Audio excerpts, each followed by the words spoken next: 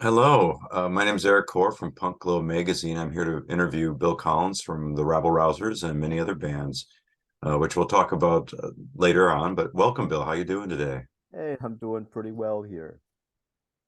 Uh, Um, yeah, despite it being a cold winter evening here in Bremen, Germany.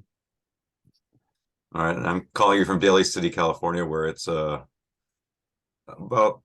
55 and sunny, so it's You bastard. It's in the 30s here, so. oh wow. Oh well, we've had a nice wet winter, which we needed. So as I'm sure you know. Oh Um, yeah. well, hey, Things got a thanks for little sitting chilly. down with me. And what time is it there in the evening now? It's 7 at night. Okay, so it's not too late. All right. No. Um, but so before, just to jump into the beginning is, I know you've played with a ton of bands, Special Forces, Fangs, just to name a few. Do you want to just run off a list of the bands just to ground people? Um, okay. Starting in 82, there was Intensified Chaos, which was the first song on the Not So Quiet on the Maximum Rock and Roll compilation. And then officially there was Special Forces. Then I unofficially was with Verbal Abuse for a while. I played some on VA Rocks Your Liver. Oh, I didn't Um, know that. hmm Yep, they used one of my songs. I play on 5 songs on there, and then during that time I agreed to join Fang, and that was I guess around 87. um, which is the first time I went to Europe, was with Fang. Um, and we recorded an album here called Amiga Svafash, which means "Will you give me a blowjob" in Slovenian. We were like being funny. We're getting interviewed. Okay. So, what is the new album being called? Oh, Amiga Svafash, and everyone just like it was like, oh no, the government. What will they say? Because it was still, I guess, like a pretty sort of authoritarian country then, Right. Slovenia. And anyways, and then as you may know, some things went bad with Fang, but you know, let's see. So while I was with Fang, we had like a side project called Vincent Van Gogh, which was sort of like, which was actually a rap group. Chris Contos was in there, the drummer who's played Yes, with yes. everybody. And Was he playing drums in that? no, he was a DJ. Oh, that's He funny. was a DJ, yeah.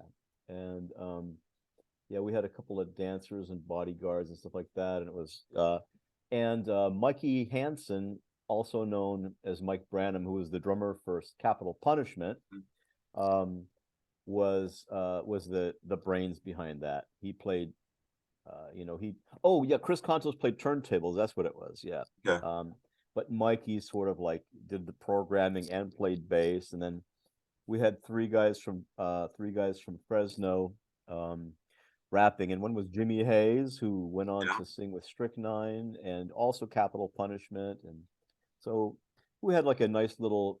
There's a Fresno Oakland connection there, and I got to sit in with Capital Punishment a few times, and then after all that Fang stuff went to hell, then MDC asked me to join, and I was in MDC for I don't know, overlapping 3 years, the end of one year, a whole another year, and then the beginning of another one, like from like end of 80, well, I don't know, 89 to 91, something like that.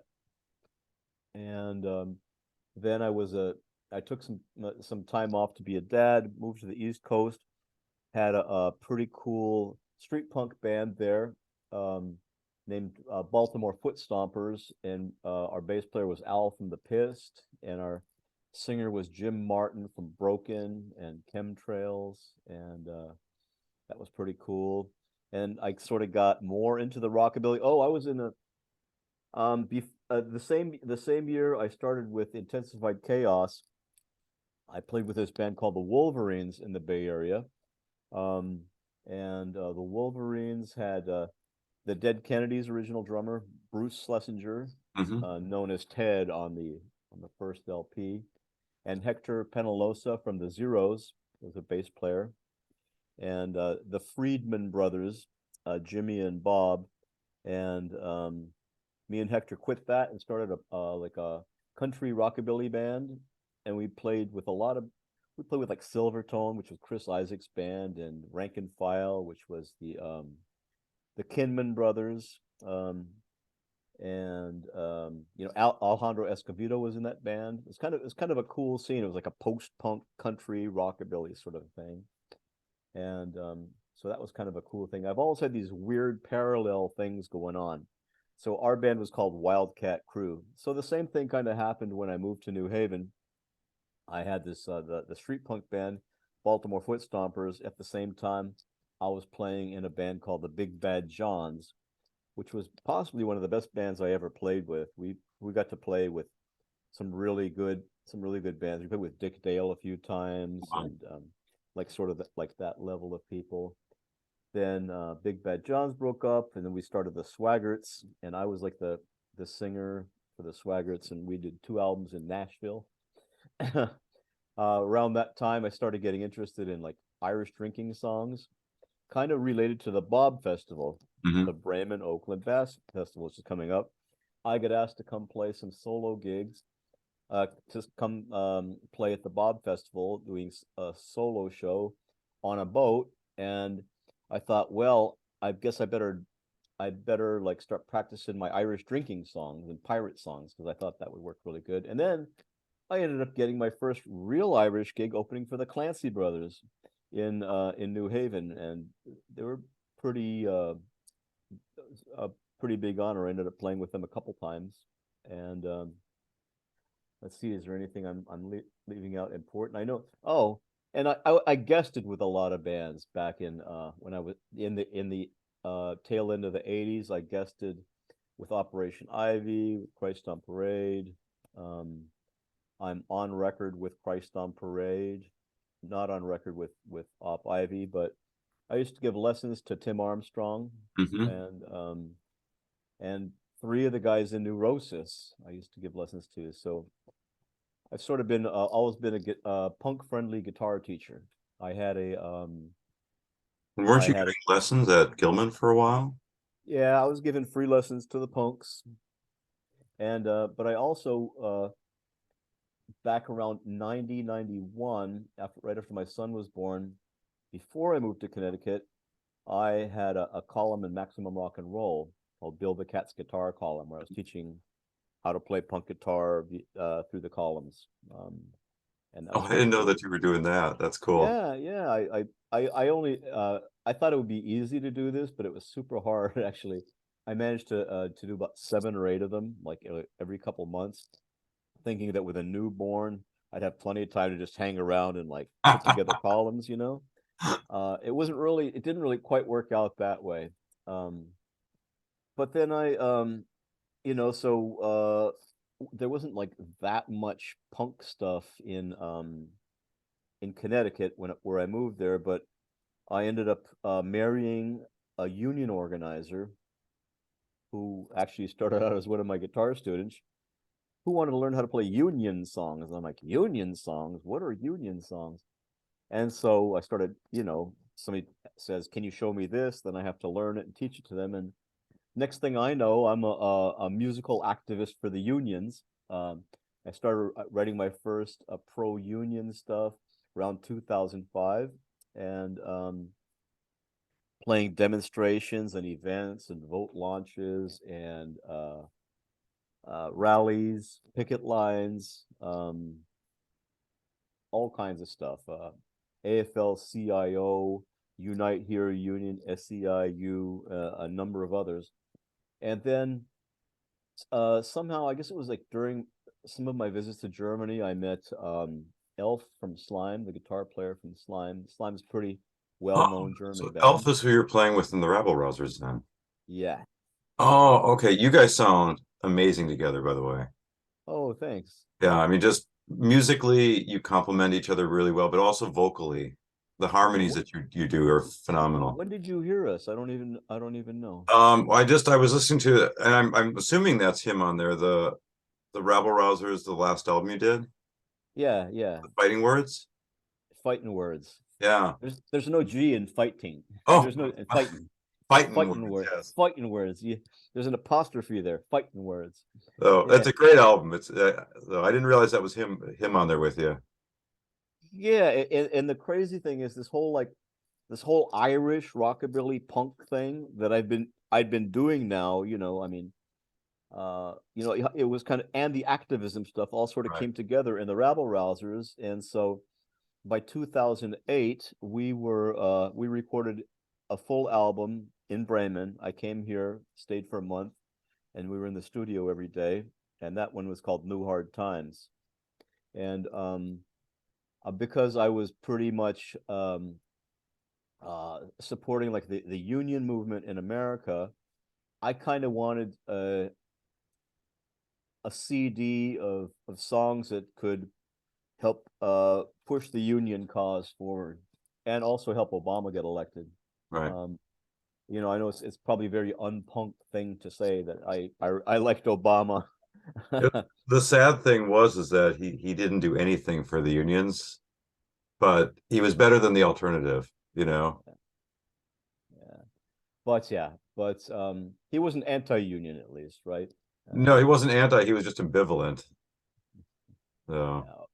But anyways, that was the reason that we did that. And then um crazy thing was 3 months before the election, I went down to volunteer with the door knocking movement in Virginia, uh, in the Hampton Roads area.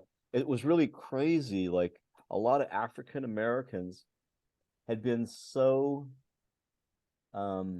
what's the word? Sort of like gaslighted into thinking that they couldn't vote in that area. There were people, anyways. I went down there to help register, I mhm. guess mostly black voters um, for 3 months. I was down there, and the uh, the copies of New Hard Times when they were printed got delivered in the extended stay hotel down there, which was kind of cool. All of a sudden I have like these Union CDs, or um, everything, just about all the songs on New Hard Times has a Union theme. I mean, there's a pirate song, but the pirates had a union,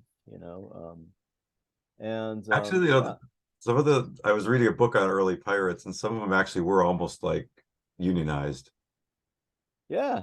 I mean, it was kind of surprised me. I wasn't expecting that, but they were actually kind of an egalitarian pushback against, what they were running from. So, So what we ended up doing with that was, I sort of thought like taking the Irish theme and have sort of sing-alongs like mixed with like with crowd chants, like union chants, right. kind of sort of in the same way that oi music uses like soccer chants or football chants. This was kind of like union, um I don't know, union chants put to music kind of in a way, but with an Irish sort of a feel to it. And the funny thing was, maybe not so funny, um, Irish music isn't exactly the number one choice of the people that we were representing in this union, which is like janitors and lunch ladies and people like that. As a matter of fact, like there's been like historically there was some like bad blood between the Irish immigrants and the just freed slaves and stuff like that. Like so, so this it didn't go over as well as I as I had hoped. Like people were like, "Wow!"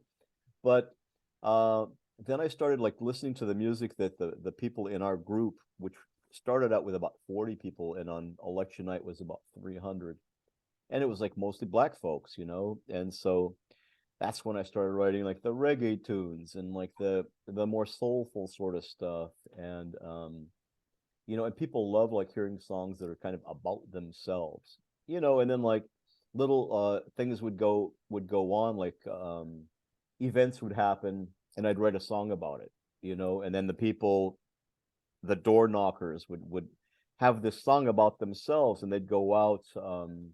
It's one thing to go trudging out in the rain to go knocking on doors.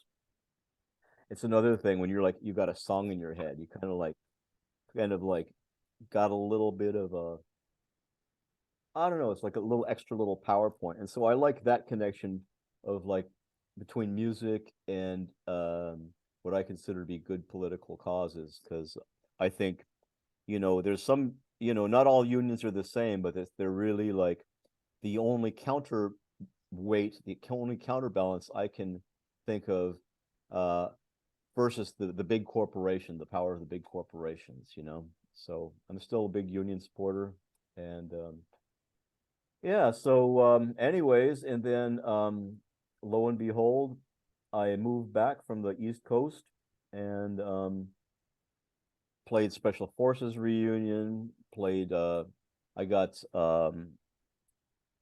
asked to help Cinder Block out with well, Cinder Block and I had an acoustic duo for a while. It was kind of like punk country. She does a great Loretta Lynn. She can yodel like nobody's business. She's got an amazing voice. Yeah. And then that led to me being part of this Tilt reunion that was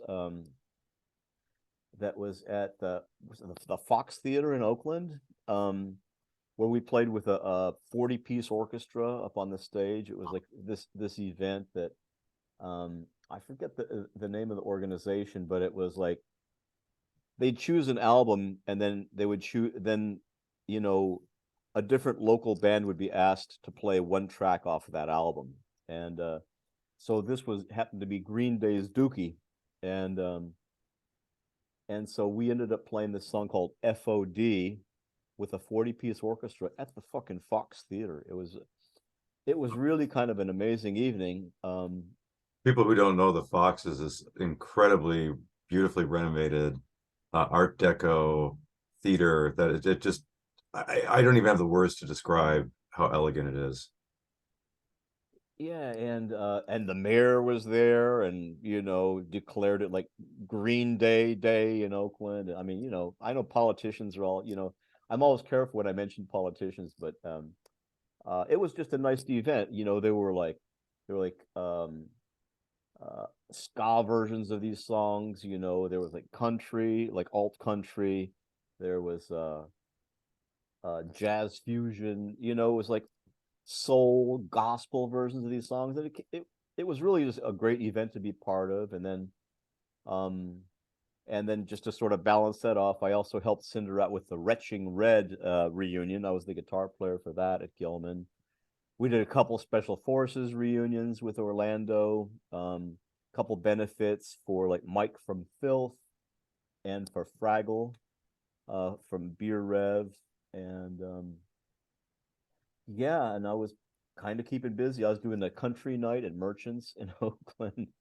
I mean, I'm kind of always all over the place. And so, um, and meanwhile, I'd be going and playing the Bob Fests, in Bath, England, and playing with some of the bands there, and yeah, and then Bremen, and then once Trump got elected, um, I was on tour. I was on.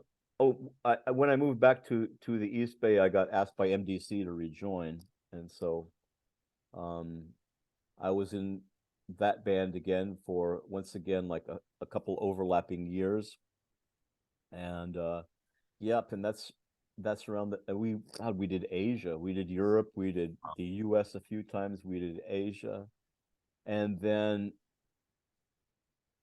honestly, I was so pissed off at Americans for allowing Trump to get elected that I was just kind of sick of the whole thing. It's like the right wingers you could understand, the left wingers who were too pure to vote for Hillary because you know I was pissed off with them too. I mean, like I didn't really understand how people couldn't just like sort of like, well, okay, this person I voted for Bernie first, but then, he didn't get the nomination. I voted for the next best option because like, a stale sandwich is still better than a shit sandwich. Oh no, I've spent most of my life voting for the lesser of two evils.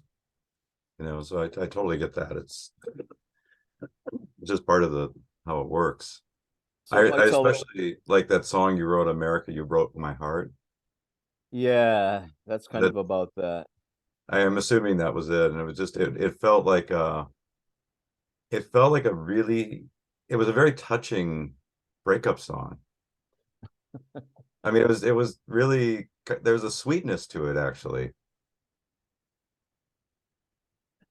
Well, yeah, it was like a love song, Yeah. It almost brought because me like, back to like those 80s ballads and stuff, you know. It well, I was going more for like a early '60s ballad, okay. like the Crystals, the Mhm. Shondells, like something like that. Um, I have all these weird musical references because I've been teaching guitar for like 4 decades, so it's like I have like a lot of things that I really like, and I just try to incorporate it into whatever I'm doing these days. I mean, whatever I'm doing at the time. And yeah, America, you broke my heart. It was a day after Valentine. I made up my mind. I was driving home in my car when I decided to leave you behind. I also I thought hear that the could have been like 60s. a Ramon song too, Yeah, kind of, I hear it. Yeah. Sometimes I play it that way, you know. And yeah, so I'm just babbling. So what? Ask me something or say Well, something. there's a whole bunch of things I'm thinking of as you're talking. I mean, I opened the door to which bands have you played in, and I forgot you had played in pretty much every band, in the history of the Bay Area at a certain point. So, um, you mentioned Slime, and they're just a great old German punk rock band, and I was listening to them the other day too, and I love hearing punk rock in German. It's Mm. just a great language for punk rock. How did you get connected with those folks? Well, my first Bob festival that I came to was in Bremen, I think in '97, and Orlando turned me on to Slime. The Okay. Ox turned me on to Slime because he used to work at Rasputin's Records, so he was always like kind of on the pulse of like what was new, kind of what was happening. Now, not Slime started in '79. Um, always like very strong, like anti-fascist, anti-Nazi, anti-right wing uh, stance, and they started in English. So I don't know if it was. I think Orlando brought me over the second album, Yankees Raus, like Yankees Get Out, Mhm. which had to do with all the U.S. military bases in Germany. And then I sort of got sucked in. And on their first album, they had a song called "Wir wollen keine Bullenschweine," which means we don't want no police pigs. And it's just very kind of catchy sing along, Cockney Rejects influenced, and I started doing that with MDC, and so like the first time I toured Europe with MDC, we would play that in Germany, and people would go nuts. And then it just so happened that one day I got to sing that with a Slime sort of broke up sometimes. There was like various but Elf kept going. He had a band called Rubber Slime, which was like a mixture of ex-members of Slime and this other band called the Rubbermaids, and they were doing a ship tour around Hamburg, and I happened to be there, and I got asked to get up and sing Bullenschweine with Rubber Slime, on this river around Hamburg, and that was kind of the beginning of Elf and mine's friendship. But yeah, I had already performed that song at the Bob Fest at '98 in '98. So I'd been doing it by myself for a while. I think me and Elf didn't really start hanging out until maybe 2005 or six, something like that. Yeah. But yeah. So now now the main thing that I do in Germany, I mean, I've been kind of hiding out for 3 years, because I didn't want to die from Corona, because like, you know, what's the worst place to be? Like a crowded bar where people are like spitting, and like singing and stuff like that. And I've had Corona, and I decided it's time to get back on the horse. And so now, um, all of a sudden, like, you know, well, I let's see, all of a sudden, all these gigs are happening. I got asked to play support for Slime at a big gig in Hamburg in December, and that went so well it really got my engines fired up again. So now all of a sudden, I think we have like 8 gigs in the future, and only one's in Bremen. And the rest are like all spread out. And there's also a side project that we're doing, um, which is there's this old radical hippie violin player named Klaus, like Klaus the violinist, but Klaus der Geiger in German, Klaus der Geiger, and he writes punk rock lyrics, and once again, pro workers, pro the environment, anti-fascist and stuff like that. And so the idea was that an album should be done with him backed by punk musicians. And he's like a virtuoso on the violin. He's played Carnegie Hall. Oh He wow. was a student of Stockhausen. He got turned on to LSD by Timothy Leary's connection, like back in the 60s. And totally interesting guy, totally clear. He's in his 80s, right? And so anyways, an album was recorded. I play on the 4 acoustic tracks, but when I go down to play some of these gigs in Cologne, like that series of a bunch that I was talking about, we're combining that with a record release party for the Klaus der Geiger Rocked LP. So there's also you know I contributed one song to Slime's next to last album, and now we're talking about they want to use 2 of my songs for the upcoming album. Oh, very So I have one called Bridges Not Walls, which is about being a refugee, from war, like my mother was, That was one of my and favorites from that album. oh, The awesome. fighting words, yeah. I was just that had just a really, really powerful feel to it, great lyrics, and Oh, thank you. yeah, People seem to like that one. I mean, I talk about a little bit like it's actually the story of my mother, but it's like, through the lens of today. And yeah, sometimes I get pretty choked up singing it, but yeah, I played it with Slime on stage like the month that the big lockdown happened. That was my last gig. Was I guested with Slime on stage here in Bremen at a place called the Schlachthof, Kesselhalle, and it sounds really good when you got Slime backing you up for for a tune like that. I played like 3 songs with them, I think. 2 of them were mine, or yeah, something like that. But yeah, 3 years ago, right before the lockdown, it was a Friday the 13th here. It was like March 13th, 3 years ago. I was supposed to go play 2 gigs with them in Berlin and Hamburg, sold out shows, and I arrived at Elf's house with all my gear on my back on my bicycle. I haven't driven since I moved here. I've gotten really good at like carrying a lot of stuff on my bike. Um, and I'm like 5 minutes early even. I'm like really proud to go like up the stairs to Elf's house. He's like, it's all canceled. It's oh all canceled. Corona. And that was like really 3 years ago. Yeah. So now things are finally getting back into it. yeah. We played. Were you ever at the Golden Bull when you was that here when you were out here?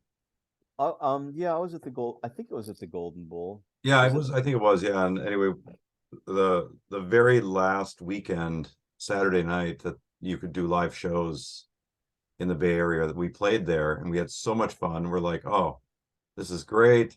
Everybody had a great time. Everybody's like making all these plans. And then boom, just like that. Yeah, like you're saying, just the next night, it was just, oh no, that's it. And nobody saw this coming, but well, I mean, nobody thought it would be this long. I guess that's the best way to put it. But it feels good to be on the other side and slowly starting to crawl out, whatever that means. Yeah, yeah, I mean, if I catch it again, at least I kind of know what it was like, Yeah, and you can't just, I mean, I have a tendency to be a hermit anyways, but like for these 3 years, it was fucking ridiculous, you yeah. know?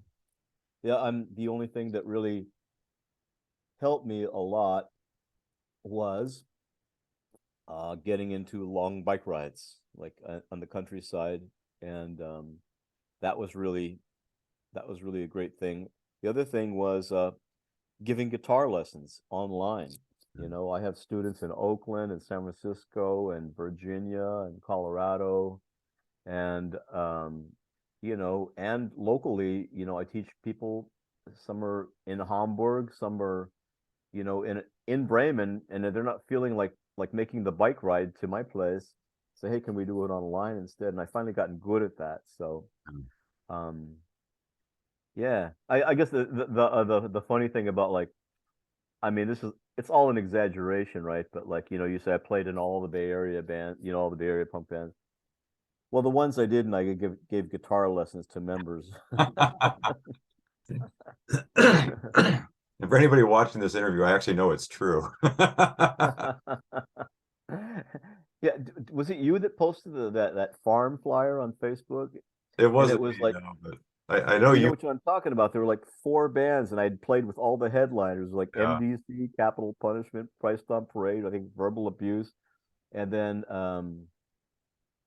Neurosis, yeah, and then the Gits. I hadn't any connection with the Gits, but yeah, I'd played in all the others or given lessons to them. So that That's was so like, cool. but you know, it's, I don't know, it's all history or something, I guess. I'm really happy to have been part of that time. I'm also really happy that I'm still doing stuff, you know. Yeah. Um it's there's nothing better than to get on the road, you know, and go play in some town you've never been before, and then discover that the people there are actually like pretty nice, you know.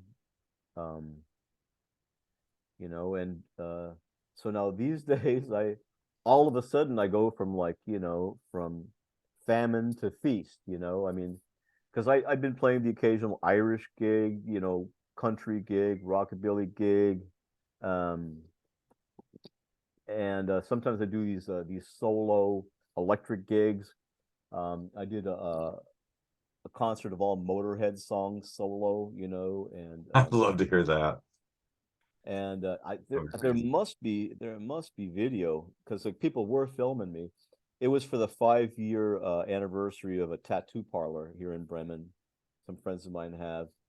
They're kind of they're kind of all like, well, it's called Born to Lose, Live to Win tattoo. So there's a total Motorhead themed, and what isn't Motorhead themed is kind of like almost sort of leaning towards black metal a little bit, you know, and so I had like two little amps behind me, you know, and a switcher box. So like I could make it switch from one amp to the next, you know. So I could start it with dun dun dun dun dun dun dun dun dun dun dun dun dun dun, switches yeah. around, wow down down down down down, you know, have them both on at the same That's pretty time, you cool. know. But like learning to make my voice do what Lemmy does, it was a lot harder than I thought. It's not just singing dirty. It's like you have to sing like a dirty blues singer. Oh yeah, no, there's his stuff is emotive. I mean, he's a good singer, you Yeah. know, and he can hit higher notes than I can. So I had to change the keys for a lot of things, but that was really eye opening. But um, yeah, and so the other thing that happened, like during this lockdown, is I started um, really studying the banjo and and the mandolin, and so I'm on the Klaus de Geiger recording. I'm playing 12-string guitar and banjo and acoustic guitar, and on the last next to last Slime album, I play mandolin on it. You know, so it's Mhm. like, you know, I get bored doing the same thing. You know, sometimes it just seemed like when I was playing electric guitar, I sort of knew how to do these fancy licks. You know, and it was just kind of like not a challenge, kind of. I don't know. I mean, I'm not putting down any kind of music just for me. Unless I'm like a little bit nervous about what I'm doing, I don't feel like I'm doing the right thing. I'm always trying to push a little bit, and you know, and sort of like mix stuff up, you know. As you know, playing acoustic guitar is pretty fucking hard, you know, like A lot of to do work. it well, you know. I mean, you're working a lot harder. To people, it looks easier, but there's actually a lot of stuff that's going on. I mean, A lot you less know, forgiveness than an electric. a lot less forgiveness, especially you know, I was on a stage, you know, in front of 1,200 people in Hamburg in December, just me and my acoustic guitar, for 40 minutes. Well, Elf came up for 3 songs, but um, I mean, there's nowhere to run, nowhere to hide. Yeah. So you must attack. That's that's the way to do it. Yeah. Get their attention, hold their attention, and let them go when you're done. Yeah, because you mentioned you've been calling the new music acoustic, Acoustic, yeah. acoustic punk. I like that. Well, I got up on a stage and I just had an attitude. I didn't have stage fright. I don't know. Maybe I was just so ready. And I said, "My name's Bill Collins. I play acoustic music. That means every song is a sing along. This one's called Sit Down Strike. 1, 2, 3, 4. And people sang along with every fucking song. Like sometimes they need to be told, you know, pay attention to the choruses. Um, and I mean, and the way that I've written a lot of my songs is sort of based on these union chants, which you can learn in like 30 seconds. So it's kind of all sort of connected, you know. Yeah. So I have one song, the chorus is ahoy, ahoy, ahoy, ahoy. It's like one word chorus. Um, I go for simplicity. I've been really trying to break things down into their simplest components, sort of, and but just give it as much heart as I'm able to, and if you can sort of like bring people along on the journey that you were going through, sort of when you were writing this song, then this magic sort of thing happens, this transference between the performer and the audience, and it's becomes sort of I don't know. I don't want to go too far there. I don't want to get too No, I metaphysical get what about you're it. saying though. Somebody was asking me, one of my bandmates was trying to figure out how to write a song, right? Hmm. And I'm like, well, you don't write a song from your head, you write it from your heart. Because basically all you're doing is you're talking about a feeling and you're giving that feeling life through the music. And he's like, oh, okay, because he's like, I've been coming up here from the head. So, and I really felt that. And again, I want to circle back to the fighting words Sure, album. sure. I don't want to add that G anymore. That G's gone. Fighting words. Exactly. Them's fighting words. That's like that could have been from Gunsmoke or something like them's fighting words. I love it. I love it. Calm down, Festus. Calm down. But it's because I've been listening to all the stuff you've been recording for years, and I've always liked the music you've done. But this is actually one of my favorite albums, and Oh. there's a different emotional tone to this album, Hmm. and there's a there's a personalization, and then, like I've said, America, You Broke My Heart. Cash is Gone. I love that song. I actually, every time I sing that, I sing the bass on it. I accompany you. Oh. So it's funny because like you talk about the sing-alongs. It's like I catch myself singing along to some of your songs as I'm listening. Hmm. Um, the Bella Ciao. So that's Bella Ciao's, I think, Italian, yes, Yeah. but you're singing the song in German. Yeah. Can you tell me about that one? I'm curious. Well, there was a band called the Comandantes uh in Germany. Um, they're more from like the middle of the country. I forget exactly which town. Um, but they kind of did all these. They were total commies, these guys. So they took a lot of like the workers' songs from like the 40s and stuff like that, and turned them into like punk anthems. And so I used their translation of Bella Ciao, and we kind of added our own little touches here and there, but it's basically a translation of their translation of, I think it's the original Italian. Yeah. Okay. And people like singing along with that one. That's something you will hear like at any sort of like left wing concert. Everybody does a cover of that. It's just such a great song, you know. Then I also another one of my favorites on there was Civil War, Oh yeah, a really powerful song. thanks. I kind of used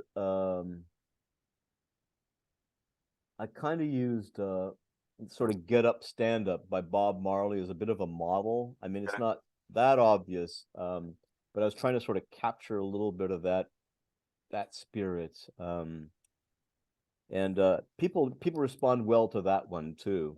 Um, we were thinking about maybe trying to do that one since it's like, you know, a reggae song with two people. Elf was thinking we it might be kind of cool to try like one song with like have some sort of like a looper sort of a thing where like when we played the one song, there's a bass and a drum track that we play along with, you know, just to make it a little bit more powerful. So we're thinking about those kind of things. So, Well, I'm glad you like that one. It took me a oh, long time to write. Uh, yeah, no, it's really cool. So now I know the first Rebel Rousers, the New Hard Times, that was a full band, yep. and then which was, again, that's a great album. Um, are you staying as a two-piece now? Are you thinking about going as a Yeah. full band again, or what are you? What Yeah. are the? Well, here's the thing: is like that last MDC tour fucked my ears, Hmm, you know, and it's like um, I have a hard time um, I have a hard time being on stage with an electric band if I have earplugs in and you can't hear the tones of what's going on, you know, which I did for the entire Asian tour, and then the second to night last night of the tour, I said, "Fuck it, I'm gonna do it without the earplugs." And it was I was in heaven. I could hear everything. You know, it didn't sound like you know, and I thought, well, my ears the next day were fine. And so I did it again the next night, and the next morning my ears were fucked. oh, So I kind of avoid loud concerts unless I have ear protection, but it kind of sucks to be on stage when you can't exactly hear the tones. So I might be trying stuff with in-the-ear monitors, which is what Slime does. Like, but this Klauster Geiger stuff isn't the same type of volume, loud volume, you know.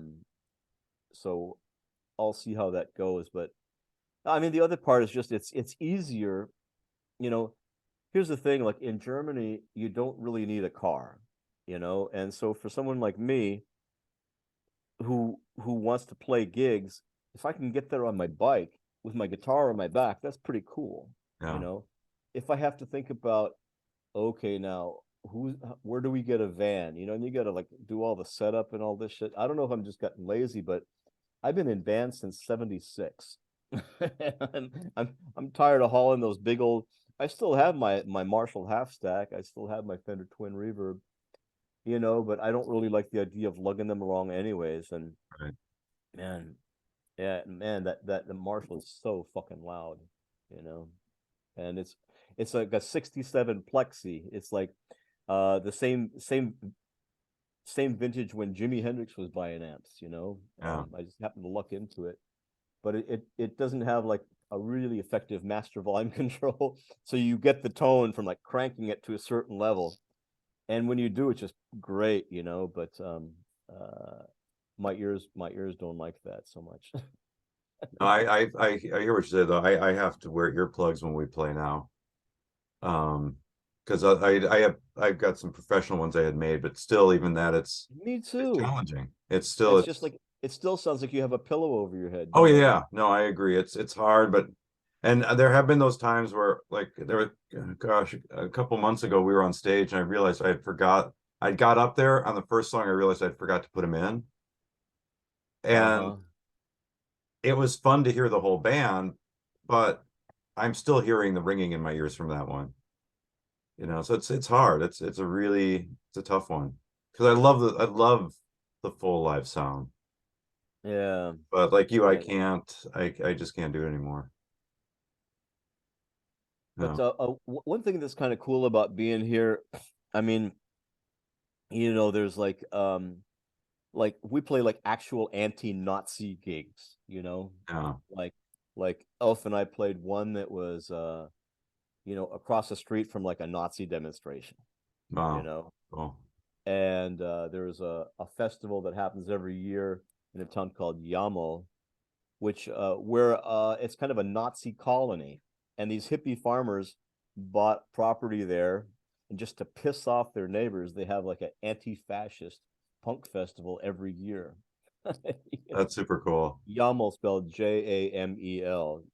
So my first year that I was here, my practically like the first week I got off the plane, I I guested with slime at this festival. It's kind of cool. It's kind of cool, like right being like, on the front lines in some ways. But in America, I mean, the front lines are there now. With everything that's going on. You know, like all of the Proud Boys and shit. One song we had to leave off of Fighting Words was "Mamas Don't Let Your Babies Grow Up to Be Proud Boys." Um, That's a great song. thank you. It's just we didn't get permission from the author to do it, and then Okay. and the German publisher was like, oh, they don't want to have a lawsuit, et cetera, et cetera. So we had to leave it off, which is kind of bad because I got to play dobro on it and stuff like that. But Are you guys working on any new recordings or yeah, like we're cover talking albums about or it, stuff? and we're talking about it. Because like I've been writing a lot of new stuff, and I got a new one called "I Don't Want to Live in a Fascist Land." It's kind of rockabilly with Yeah. like stops. It's kind of little jailhouse rock. It's kind of little 20 flight rock. Flying Saucers rock and roll, but and yeah, so that's probably the first one on our list to record. But yeah, I mean things are going full bore here all of a sudden, and I'm really happy to be back in the saddle again. Yeah, I'm glad you're making music the way you are, and I'm glad that I know that was a huge move for you when you went to Bremen, and I'm just happy that it's been working out so well for you. And it sounds like you found a really solid niche there, and it's a great, and the stuff you're producing is incredible. I love it. I mean, I can't wait to hear more of it. Thanks, Eric. You're too kind. Now, listen, I have to tell you that I think I have a guitar student in fucking 2 minutes. Oops. Oh, before we It's go, then let me ask you this: yeah, is there any advice you have for musicians starting out today? yeah. Be real. I mean, like, be true to yourself. Listen to that inner voice. Um, you know, I it's not like don't be a poser, but like really commit to what you're doing, and believe in it, and work on mastering it, work on mastering it, to master something I've read takes 10,000 hours, I mean, but you don't have to focus on that. You have to learn to enjoy the ride. You have to, and there's my student. I gotta There we go. go. Great. Thanks, Mill. Sorry. I'll talk Thanks to a you soon. lot. Bye All bye. right. Bye-bye.